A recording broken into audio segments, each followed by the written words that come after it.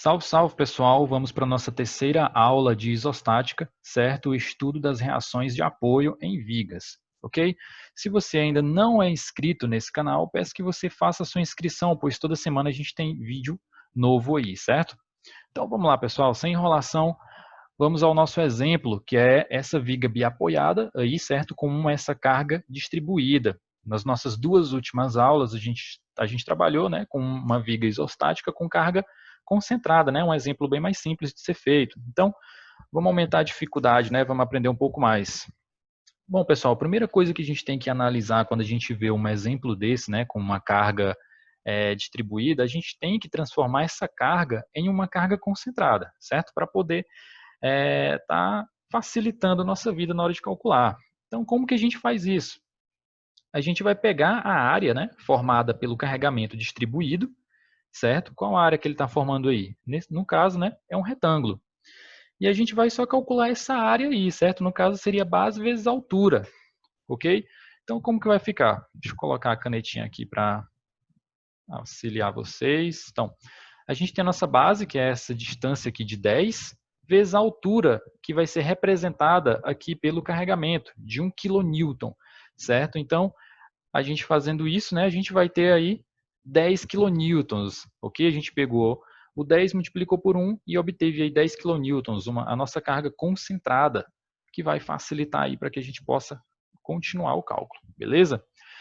Nós tínhamos no início uma distância de 10, né? A gente só fez dividir em duas, né? Duas distâncias de 5, para poder facilitar também.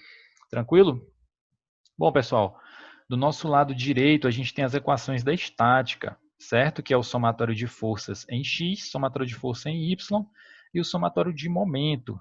São três equações aí que são fundamentais, indispensáveis para o nosso resultado.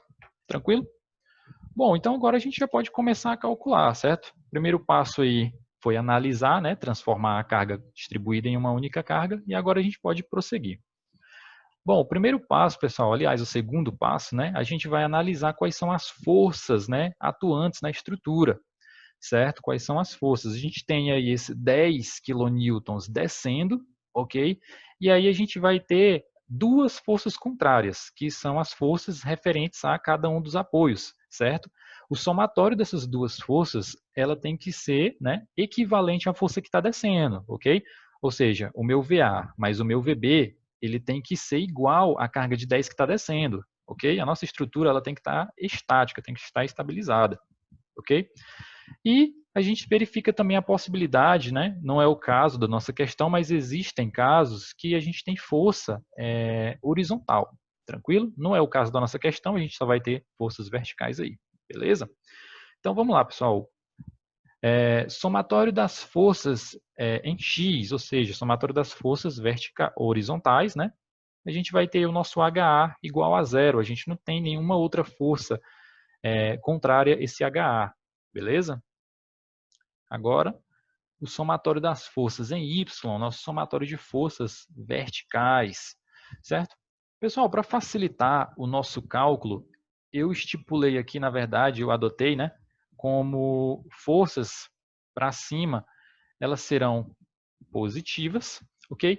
E forças para baixo serão negativas, tranquilo? Então, como que vai ficar? A gente vai ter o nosso VA positivo, né, tá subindo, menos 10, certo? Ele está descendo, então ele é negativo, mais o nosso VB para cima, subindo, né, positivo, tudo isso tem que ser igual a zero. Tranquilo, né? Então, eu vou achar, né, vou passar o meu menos 10 para o outro lado, ele vai positivo, então vai ficar VA mais VB igual a 10, que é exatamente o que eu disse agora há pouco. As duas forças elas têm que ser equivalentes à força de cima. Tranquilo? Bom, pessoal, próximo passo aí é o cálculo do momento, ok? Se você não assistiu às últimas aulas e está com dúvida, o que é o momento? O momento nada mais é do que uma força vezes uma distância, ok? Eu tenho essa força, esse 10 descendo aqui, vezes uma determinada distância. Essa distância ela pode ser em relação ao meu ponto A ou em relação ao meu ponto B. Tranquilo? Se eu quiser fazer essa força em relação ao ponto A, é como se eu travasse aqui, pessoal, o meu ponto A, certo? Eu travasse, e o restante da estrutura ficasse livre para fazer movimentação de rotação, certo? Ela faria qualquer tipo de movimento de rotação. Se eu quisesse fazer em relação ao ponto B, o ponto B estaria travado, certo? E o restante da estrutura estaria livre de rotação. Tranquilo até aí, não é isso? Deixa eu apagar aqui, ficar melhor. Beleza. Outro fator importante que eu tenho que passar para vocês, pessoal, é as convenções. Para a gente calcular o momento, a gente tem que saber um pouquinho como que funcionam as convenções. Beleza, então vou explicar aqui para vocês ficarem por dentro. Vamos lá. Bom, pessoal, a convenção é o seguinte, eu acabei de dizer que a estrutura ela é passível de rotação se a gente travar ou o ponto A ou o ponto B. Tranquilo? Então, se a minha estrutura ela rotacionar no sentido anti-horário, eu vou adotar o meu sinal como sendo positivo. Se a estrutura rotacionar no sentido horário, certo? Eu vou adotar como sendo negativo, certo? Vocês vão entender bem melhor daqui a pouco, ok? Vou calcular, vocês vão ver. Então, vamos lá. Eu vou calcular o meu momento, pessoal, em relação ao ponto A, certo? Somatório de momento de A igual a zero.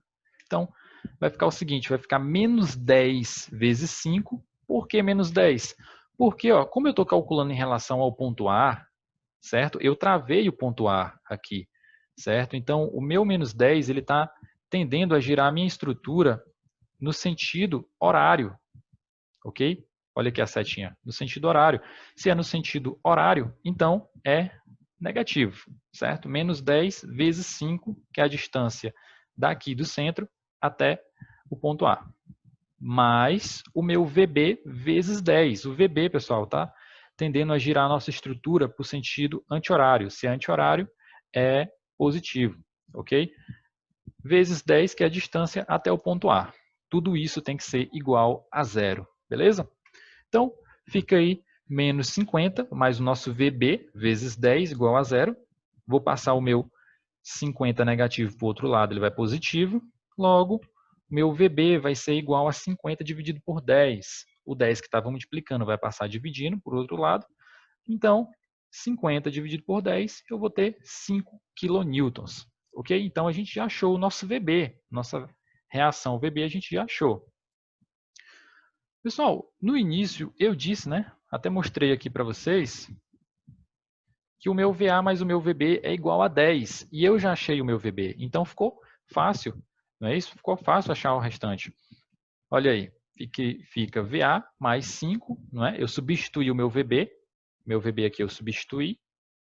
VA mais 5 é igual a 10. Vou passar o meu 5 para o outro lado.